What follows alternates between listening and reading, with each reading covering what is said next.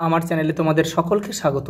আজ আমরা ক্লাস 6 এর রায়ান মার্টিন প্রশ্নবিচিত্রা থেকে ভূগোলের তৃতীয় পর্যায়ক্রমিক মূল্যায়নের নবম স্কুল সলভ করব।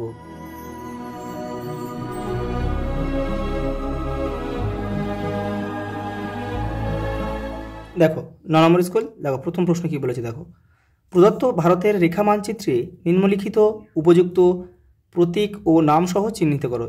দেখো ম্যাপ পয়েন্টিং দিয়েছে 5টা: আরাবলী পর্বত, মালাবার উপকূল, গঙ্গা নদী, ভারতের মরু জলবায়ু অঞ্চল আর দাক্ষিণাত্য মালভূমি। দেখে নাও, এই যে দেখো, এই যে মানচিত্রের প্রথমে তোমরা এখানে তোমাদের পেন দিয়ে এখানে নাম, ক্লাস, সেকশন, রোল লিখে নেবে। আর তোমরা কিন্তু পেন্সিল দিয়ে এটা পুরোটা ম্যাপ পয়েন্টিংটা করবে। আমি তোমাদের ভিডিওটা বোঝার জন্যে আমি কিন্তু পেন দিয়ে করলাম। দেখো 9 নম্বর স্কুল পেজ 200, দেখো 319। প্রথমে আছে দেখো আরাবলী পর্বত, এই যে এখানে আঁকতে হবে। কিন্তু এটা যে রাজস্থান, এখানে এই গুজরাট শেষ হয়ে যাচ্ছে আর রাজস্থানের এইখানে হচ্ছে তোমার আরাবলী পর্বত, আড়াআড়িভাবে আঁকতে হবে কিন্তু। পরেরটা দেখো 2-1টা আছে কি, 2-1টা আছে মালাবার উপকূল। এই যে কেরলের এই দিকটা, এখান থেকে এইটা হচ্ছে মালাবার উপকূল। পরেরটা আছে দেখো 3 দিয়েছে গঙ্গা নদী। এই যে গঙ্গা নদী দেখো, এখান থেকে এই উত্তরাখণ্ড থেকে এইভাবে তোমার উত্তরপ্রদেশ হয়ে বিহার হয়ে এই যে পশ্চিমবঙ্গ, এই পশ্চিমবঙ্গের মধ্যে দিয়ে যেটা এসেছে এটা কিন্তু আমরা ভাগীরথী হুগলি নামে পরিচিত। আর এটা বাংলাদেশের মধ্যে যেটা গিয়েছে এটা কিন্তু আমরা পদ্মা নামে পরিচিত। এটা ঠিক আছে, তীর চিহ্ন কিন্তু দিতে হবে। দেখো 4টা দিয়েছে মরু জলবায়ু অঞ্চল। এই যে দেখো রাজস্থানের এই জায়গাটা হচ্ছে মরু জলবায়ু অঞ্চল দেখা যায়। দেখো লাস্ট দিয়েছে আচ্ছা ভারতের দাক্ষিণাত্য মালভূমি। এই যে এইগুলো কিন্তু নয়, এখানে পশ্চিমঘাট পর্বত রয়েছে আর এদিকটা পূর্বঘাট পর্বত রয়েছে, আর মাঝখানে যে গ্যাপটা এটাই হচ্ছে দাক্ষিণাত্য মালভূমি। এই যে 5-এর দাগের। পরের প্রশ্ন দেখো, সঠিক উত্তরটি নির্বাচন করো। দ্রাঘিমা রেখার সর্বোচ্চ মান হচ্ছে 180 ডিগ্রি। সূর্যাস্তের ঠিক পরের সময়কে বলা হয় গোধূলি। একটি অভয়ারণ্যের উদাহরণ দাও। জলদাপাড়া অভয়ারণ্য। কাজিরাঙা কিন্তু জাতীয় উদ্যান আর কোডারমা হচ্ছে সংরক্ষিত অরণ্য। পরেরটা দেখো, জারোয়া উপজাতিরা বসবাস করে দক্ষিণ আন্দামানে। ধরিত্রী দিবস পালন করা হয় 22শে এপ্রিল। আমাদের রক্ষা কবচ ওজোন স্তর। ভারতবর্ষ যে জলবায়ুর দেশ তা হলো ক্রান্তীয় মৌসুমী জলবায়ুর দেশ। একটি তন্তুজাতীয় ফসল হলো তুলা। পৃথিবীর প্রাচীনতম মানচিত্র আবিষ্কৃত হয়েছে ব্যাবিলনে। তাজমহল ক্ষয়ের কারণ হচ্ছে অ্যাসিড বৃষ্টি বা অম্ল বৃষ্টি। দেখো পরের প্রশ্ন দেখো, সাইরেনের শব্দের তীব্রতা হলো 130 ডেসিবেল। হিমাচল প্রদেশের জনজাতির ভাষা হচ্ছে কিন্নড়ি। মানচিত্র অঙ্কন বিদ্যাকে বলা হয় কার্টোগ্রাফি। গঙ্গা নদীর তীরে অবস্থিত শহরটি হলো কলকাতা। পাট চাষ ভারতের কোন রাজ্যে সবচেয়ে বেশি হয়? পশ্চিমবঙ্গ। ভারতের দীর্ঘতম হিমবাহ হচ্ছে সিয়াচেন। দক্ষিণ ভারতের দীর্ঘতম নদী হচ্ছে গোদাবরী। ভারতের সংবিধান স্বীকৃত ভাষা হচ্ছে 22টি।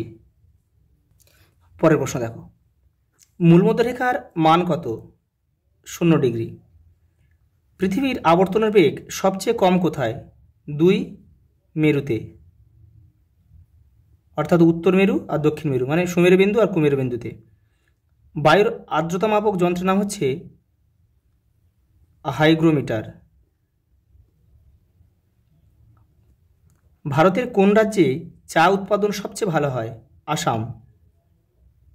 আসামে হচ্ছে ভারতের 53%, ভারতে মোট যে চা উৎপন্ন হয় তার 53% হচ্ছে কিন্তু আসামে উৎপন্ন হয়। চেঞ্চু উপজাতির প্রধান জীবিকা কি? শিকার ও ফলমূল সংগ্রহ। পরেরটা দেখো, মানচিত্রে জলের অংশ বোঝাতে কোন রং ব্যবহার করা হয়? নীল। দাক্ষিণাত্য মালভূমির উচ্চতম শৃঙ্গের নাম কি? আনাইমালাই পর্বতের আনাইমুদি। পরেরটা দেখো, ম্যানগ্রোভ অরণ্য উদ্ভিদের প্রধান বৈশিষ্ট্য কি? শ্বাসমূল আর ঠেসমূল লক্ষ্য করা যায়। ঠেসমূল। অ্যালবেডো কি? এই দেখে নাও, এখান থেকে এটা লিখবে পুরোটা। পরের প্রশ্ন দেখো, শূন্যস্থান পূরণ করো। শব্দের তীব্রতা মাপার একক হচ্ছে ডেসিবেল। একটির গ্রিনহাউস গ্যাস হচ্ছে CO2, carbon die oxide, CH4 অর্থাৎ মিথেন। জলীয় বাষ্পও কিন্তু গ্রিনহাউস গ্যাস আর কি। মেঘালয় মালভূমিতে কি মাটি দেখা যায়? দেখো,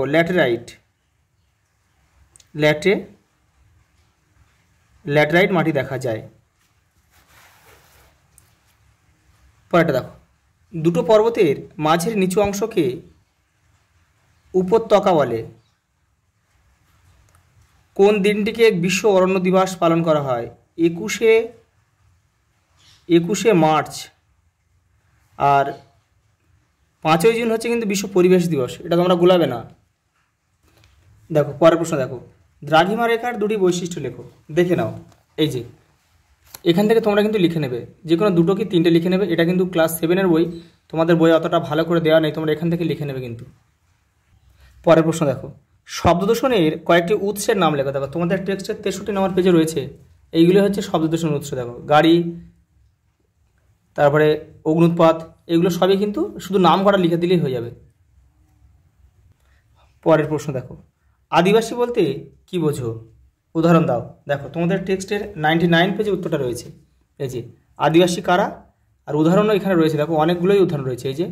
এই যে গারো, সাঁওতাল, ভিল, গোন্ড, চেঞ্চু রয়েছে, আরও এই যে কিন্নর। পরের প্রশ্ন দেখো, দ্বীপপুঞ্জ কাকে বলে? উদাহরণ দাও। দেখো তোমাদের টেক্সটের 77 নম্বর পেজে উত্তরটা রয়েছে। এই যে দেখে নাও, এইখান থেকে এই পর্যন্ত হচ্ছে দ্বীপপুঞ্জ কাকে বলে।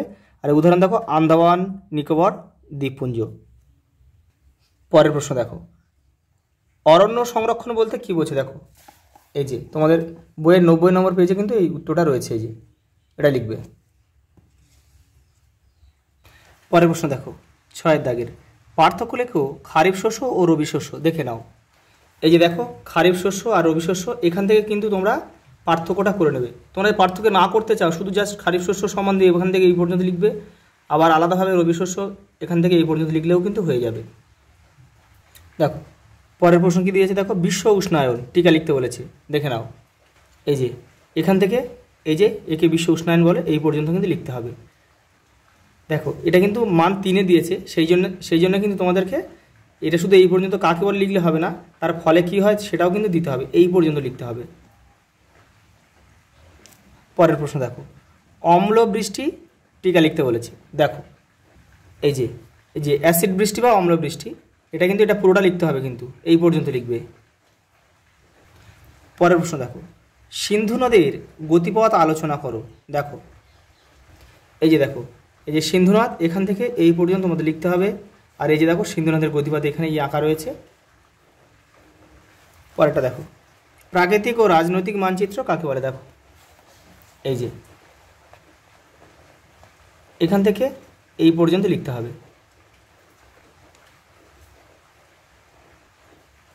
বায়ু দূষণ কমাতে আমরা কি কি করতে পারি? এই যে দেখো, বায়ু দূষণ কমাতে আমরা কি কি করতে পারি, যে অনেকগুলো কারণ রয়েছে, এখান থেকে তোমরা করবে। পরের প্রশ্ন দেখো, ধান চাষের জন্য কিরূপ মাটি, উষ্ণতা ও বৃষ্টিপাত প্রয়োজন? ধান উৎপাদক 3টি রাজ্যের নাম লেখো।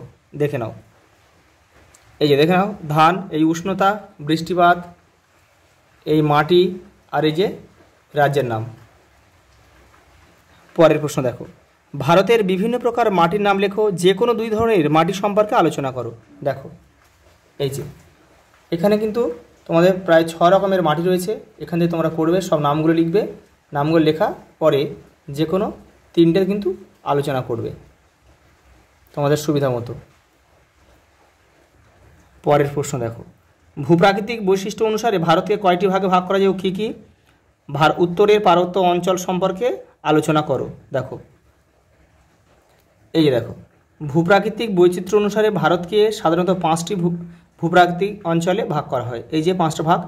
আর উত্তরের পার্বত্য অঞ্চল সম্বন্ধে তোমাদের আবার লিখতে বলেছে, দেখে নাও। এই যে হচ্ছে উত্তরের পার্বত্য অঞ্চল, এখান থেকে তোমরা লিখবে, বেশি লেখা দাও, এই পর্যন্ত লিখলে হয়ে যাবে। তোমরা একটু পড়ে ছোট করে লিখবে। দেখো লাস্ট প্রশ্ন দেখো, শব্দ দূষণ কাকে বলে? দেখে নাও, এই যে শব্দ যখন মানুষের পক্ষে অসহ্য যন্ত্রণাদায়ক ও বিরক্তিকর হয় তখন তাকে শব্দদূষণ বলে। এই পর্যন্ত লিখলেই হয়ে যাবে। দেখো, শব্দদূষণ নিয়ন্ত্রণ করতে আমাদের করণীয় কি কি দেখে নাও। দেখো, এই যে শব্দদূষণ নিয়ন্ত্রণ, এখানে অনেকগুলো কারণ রয়েছে, তোমরা এখান থেকে করবে। আজ এই পর্যন্ত, দেখা হবে পরের ভিডিওতে।